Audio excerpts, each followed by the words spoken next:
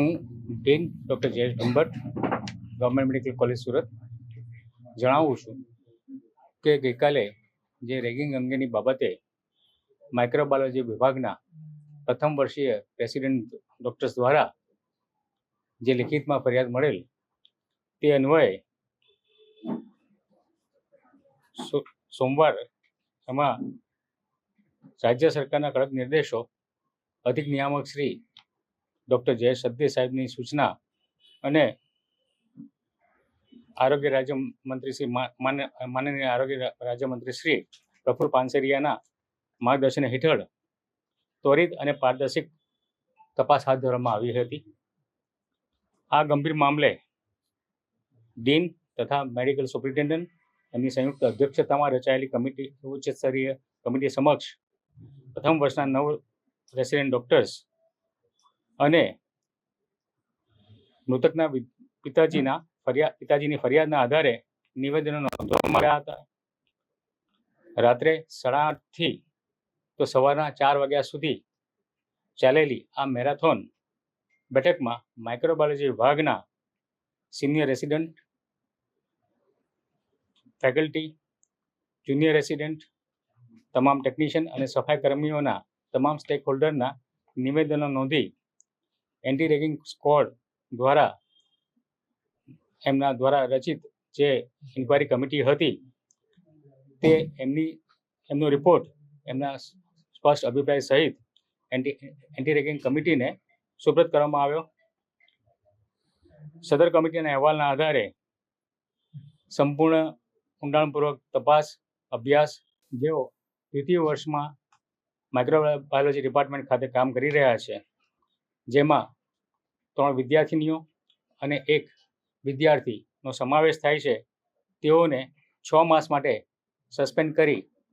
તાત્કાલિક હોસ્ટેલ ખાલી કરવા અને કોઈપણ શૈક્ષણિક પ્રવૃત્તિમાં ભાગ નહીં લેવા અંગેના હુકમ કરવામાં આવેલા. આ સાથે જ માઇક્રોબાયોલોજી વિભાગના વડા ડૉક્ટર સુમૈયા મુલ્લા તથા અન્ય 3 ફેકલ્ટીઓ એમ કુલ 4 ફેકલ્ટીને સો કોઝ નોટિસ ફટકારવા અંગેનો નિર્ણય કરવામાં આવેલ. એન્ટી રેગિંગ કોલેજ કમિટીના આ સમગ્ર રિપોર્ટને સંસ્થાની કોલેજ કાઉન્સિલ કમિટી સમક્ષ રજૂ કરવામાં આવતા તમામ હાજર સભ્યો દ્વારા સર્વાનુમતે બહાલી આપવામાં આવેલ અને ભવિષ્યમાં આવી નિંદનીય ઘટનાઓનું પુનરાવર્તન ન થાય તે માટે ગંભીર સમીક્ષા કરી અને વહેલી સવારના રોજ અધિક નિયામક શ્રી તબીબી શિક્ષણને લેખિત અને મૌખિકમાં અહેવાલ સુપ્રત કરી દેવામાં આવ્યો છે. અત્રેની સંસ્થા ખાતે રેગિંગ અંગે ઝીરો ટોલરન્સની નીતિ અપનાવવામાં આવેલી છે અને તે અંતર્ગત આ સમગ્ર કાર્યવાહી હાથ ધરવામાં આવી છે. અને સ્કોડની કામગીરીમાં તેઓ વખત એના ચેકિંગ રાઉન્ડ લે છે, સરપ્રાઇઝ રાઉન્ડ લે છે, તેના અંગેના રિપોર્ટ તૈયાર કરે છે. વિદ્યાર્થીઓમાં રેગિંગ વિશેની જે અવેરનેસ જાગૃતતા જે કંઈ કાર્યો કરવાના હોય એ એમના દ્વારા હાથ ધરવામાં આવે છે અને વખત એના અંગેનું જે ગ્રુપ છે એમાં પણ એમના તરફથી કોઈ પણ બાબત હોય, કોઈ બનાવ નથી તો એ અંગેનું પણ રિપોર્ટિંગ ત્યાં મૂકવામાં આવે છે. મૃતક દ્વારા કોઈ લેખિતમાં કે મૌખિકમાં કોઈ પણ ફેકલ્ટી, કોઈ પણ અન્ય વ્યક્તિ, કોઈ પણ વિદ્યાર્થી કોઈની સમક્ષ એ પ્રમાણેનું જાણ કરવામાં આવેલી ન હતી.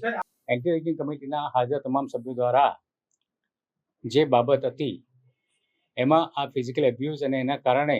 આ જે અપમૃત્યુ થયું એને સાંકળી શકાય એવા કોઈ નક્કર પુરાવા ન જોતા એની સાથે સાંકળવું નહીં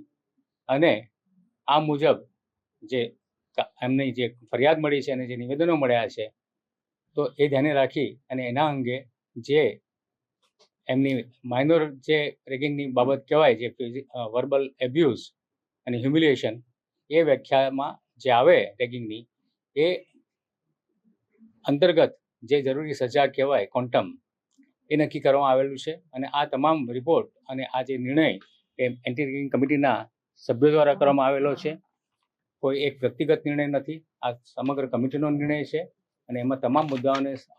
તલસ્પર્શી અભ્યાસ કરી અને પછી આ પ્રમાણે નિર્ણય લેવામાં આવેલો છે. આમાં ફર્સ્ટ ઇન્વેસ્ટિગેશન રિપોર્ટ એની જાણ કરવાની હોય છે પોલીસમાં, યુનિવર્સિટીમાં, એ અંગેની કાર્યવાહી હાથ ધરવામાં આવશે. આમાં વિરુદ્ધ બાબત શબ્દ નહીં વાપરી શકાય. અત્યારે આ જે ઇન્સિડન્ટ છે એ અંતર્ગત જે ફરિયાદ કરવાની હોય